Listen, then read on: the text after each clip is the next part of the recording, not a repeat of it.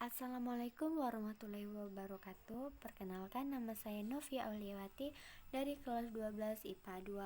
Nah, teman-teman, saya di sini akan mempresentasikan hasil kerja saya yang berjudul Pola Pertumbuhan Dimensi Panjang Tubuh Itik Bali Betina.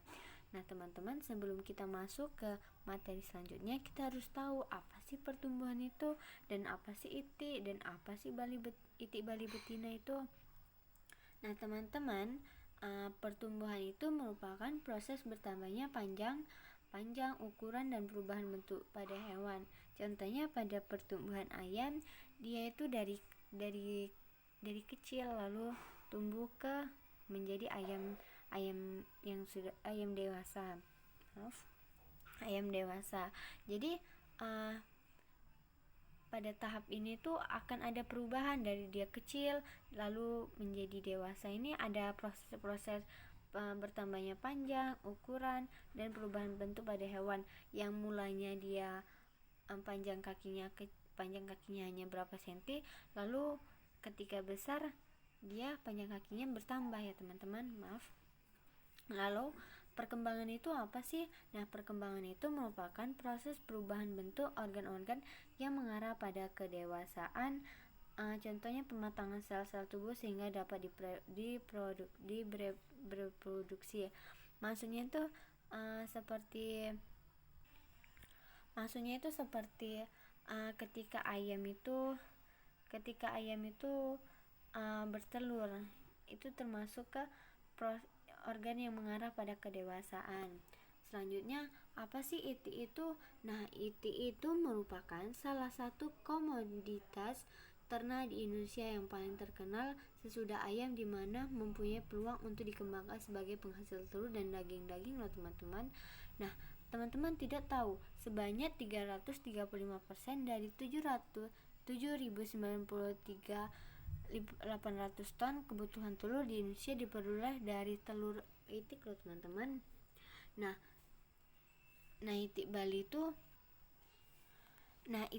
itu merupakan itik yang berasal dari Bali, di mana itik Bali itu merupakan awalnya hanya unggas liar yang kemudian oleh petani setempat digunakan dijinakan lalu dipelihara untuk diambil telurnya teman-teman. Nah, itik Bali sendiri memiliki beberapa ciri-ciri teman-teman, seperti itik merupakan satu jenis komoditas ternak di Indonesia setelah ayam, seperti tadi saya jelaskan. Lalu yang tadi saya jelaskan juga ini. Lalu selanjutnya yaitu itik Bali sering digunakan dalam upacara-upacara adat agama Hindu. Maaf, saya sendiri tidak tahu untuk apa. Saya sudah coba searching dan tidak ada. Nah, selanjutnya kita masuk ke ciri-ciri itik Bali. Kan tadi itu hanya ciri-ciri itik ya teman-teman, maaf sini ada Bali. Lalu selanjutnya ciri-ciri itik Bali. Nah, yang pertama itu memiliki jambul. Itu jika itik biasanya tidak ada jambul seperti ini ya teman-teman. Jadi ini adalah ciri khasnya, ciri khususnya itik Bali itu. Nah, yang kedua yaitu memiliki kepala kecil dan leher bulat, tidak terlalu panjang dan agak melengkung seperti ini. Dia pendek kan, tidak seperti itik biasanya. Itik biasanya kan lehernya panjang lalu kecil. Nah, tidak panjang dan agak melengkung nih. Jika itik biasanya itu kan dia panjang lalu lurus. Nah, memiliki beragam warna, yaitu berwarna sumi menyerupai jerami padi dengan garis-garis hitam, lalu sumbian lebih gelap dari sumi, putih, cemaning itu kombinasi hitam putih dan selen gula, atau hitam seperti gula aren, seperti ini teman-teman. Ini saya hanya ambil untuk warnanya ya, bukan seperti ini itik Bali, karena tidak ada contoh itik Bali yang warna sumi, warna jerami, warna sumbian, cemaning dan kombinasi hitam putih. Hanya ada yang warna putih. Selanjutnya, maaf ini hanya kita jelaskan nanti. Kan saya juga melakukan penelitian di mana saya membutuhkan alat dan bahannya. Yang pertama itu 70 ekor itik bali, 30 ekor berumur 0 sampai 12 minggu, yaitu pada fase pertumbuhan cepat, dan 35 ekor berumur 14 sampai 26 minggu. Jadi 70 itu 30 itu yang berumur 0 sampai 12 minggu itu untuk dilakukan pada penelitian yang dilakukan fase pertumbuhan cepat. Nah, sedangkan yang 35 ekor itu yang berumur 14 sampai 25 minggu merupakan penelitian yang dilakukan pada fase pertumbuhan lambat. Nah, yang kedua ransum 511 untuk itik yang berumur 0 sampai 4 minggu. Nah, yang ketiga kandang semi intensif. Kandang semi intensif itu apa sih? Nah, kandang yang digunakan yaitu kandang semi intensif, yaitu terdiri dari kandang tempat tidur dengan ukuran 3 kali 2,5 meter, lalu kandang istirahat 2 kali 3 meter, lalu ada kolam 3 kali 6 meter dengan perlakuan sanitasi kandang yang dilakukan setiap 2 minggu.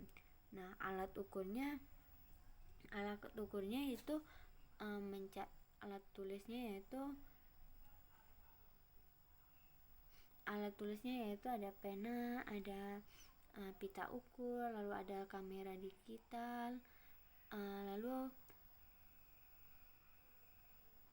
ya itu saja. Nah, teman-teman pasti bertanya-tanya kan, apa sih ransum itu? Nah, teman-teman, ransum itu adalah ransum sendiri merupakan sebuah pakan jadi yang sudah siap diberikan kepada ternak, yang bahan bakunya disusun dari berbagai jenis bahan pangan yang telah dihitung berdasarkan jumlah, lalu gizi, protein, dan energi yang diperlukan oleh ternak. Jadi itu sudah diukur ya teman-teman. Nah, ransum mempunyai arti yang penting dalam memenuhi kebutuhan energi bagi aktivitas tubuh, antara lain untuk kelangsungan proses-proses fisiologi tubuh, pertumbuhan maupun produksi. Nah, teman-teman, konsumsi ransum dipengaruhi kecepatan pertumbuhan, keseimbangan zat ransum, strain, kesehatan bentuk ransum, umur, dan temperatur lingkungan menunjukkan kecenderungan korelasi negatif dan konsumsi ransum. Nah, tadi saya sudah jelaskan bahwa ransum itu sudah disusun dari gizinya, lalu sudah ini teman-teman, kalsiumnya di sini ada kalsium, fosfor, energinya, kebutuhan proteinnya, lalu pakan per ekornya per hari. Nah, ini umurnya ya teman-teman. Nah, lanjut ke selanjutnya yaitu ke metode penelitian. Nah, metode yang penelitian yang saya buatkan di sini yaitu metode perancangan acak lengkap atau RAL, pola tersaran, yang terdiri dua faktor, yaitu faktor pertama adalah periode pertumbuhan, yaitu fase pertumbuhan cepat dan fase pertumbuhan lambat. Yang kedua yaitu fase kedua, yaitu umur itik bali pada fase pertumbuhan cepat. Nih, ini adalah contoh penggunaan RAL. Selanjutnya, pengukuran panjang bagian tubuh itik bali betina. Nah, yang pertama yaitu pengukuran paru-paru, lalu mengukur panjang kepala, yaitu yang ketiga yaitu mengukur panjang leher, lalu keempat mengukur panjang tubuh. Nih, ini sudah diberi gambar ya teman-teman, maaf tidak terlihat. Selanjutnya yaitu nah, di sini saya akan menjelaskan kurva pertumbuhan panjang tubuh itik bali. Yang pertama yaitu kurva pertumbuhan panjang paruh itik bali. Nah, di sini semakin bertambahnya umur, panjang paruh semakin panjang ya teman-teman, tapi tidak sepanjang itu. Nah, di sini terletak pada sini. Jadi ini 6 ya, ini 6. Berarti 6 cm. Nah, kurva pertumbuhan panjang kepala itik bali sama seperti panjang paruh ya teman-teman, semuanya sama. Jadi semakin dia bertambah usia, maka pertumbuhan organ tubuhnya itu juga semakin bertambah ukurannya, teman-teman. Nah, jadi hasil penelitian itu dapat disimpulkan bahwa tidak terdapat perbedaan umur untuk mencapai titik infleksi antara panjang paruh, panjang kepala, panjang leher, panjang tubuh. Itik bali betina titik infleksi dicapai pada umur kurang dari 1 minggu. Terdapat perbedaan waktu mencapai ukuran dewasa dimensi panjang tubuh itik bali betina. Panjang paruh mencapai umur paling muda yaitu 24,176 minggu. Kemudian disusul panjang kepala mencapai umur 24,444 minggu. Panjang leher mencapai umur 28,977 minggu dan panjang tubuh mencapai umur dewasa 29,961 minggu. Perbandingannya yaitu bahwa adanya perbedaan atau perbandingan percepatan dan pertumbuhan yang dipengaruhi oleh umur dan fase pertumbuhan.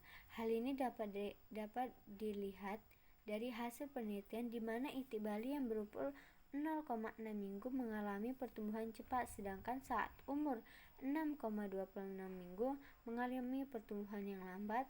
Nah, dari hasil penelitian ini menunjukkan ukuran dimensi panjang yang mengalami pertumbuhan cepat dimulai dari pertumbuhan panjang paruh, panjang leher, panjang tubuh, kemudian panjang leher. Bagian tubuh yang tumbuh lebih dulu akan mempunyai perbandingan yang lebih besar. Baik, itu tadi hasil presentasi saya. Kurang lebihnya saya mohon maaf. Saya akhiri. Wassalamualaikum warahmatullahi wabarakatuh.